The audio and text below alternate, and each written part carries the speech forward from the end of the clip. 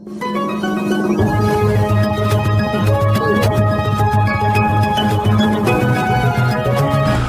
सोलापुरातील हिरज येथे एक दुःखद घटना घडली आहे। उकाड्यामुळे शेततळ्यात अंघोळीसाठी गेलेल्या 35 वर्षीय तरुणाचा बुडून मृत्यू झाला।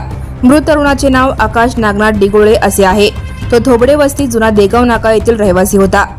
बुधवारी 27 मे 2026 रोजी दुपारी 4 वाजण्याच्या सुमारास आकाश डिगोळे उकाड्याने हैराण होऊन शेततळ्याकडे गेला होता।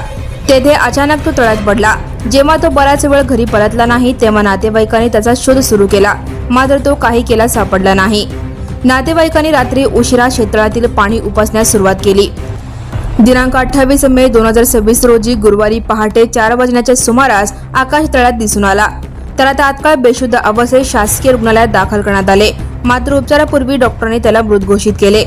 या घटनेची नोंद सिव्हिल पोलीस चौकीत करण्यात आली आहे। आकाश डिगोळे हा लहानपणापासून लेझिम खेळात निपुण होता। शहरातील अनेक मोठ्या उत्सवांमध्ये त्याने लेझिमची बहारदार प्रेझेंटेशन केली होती।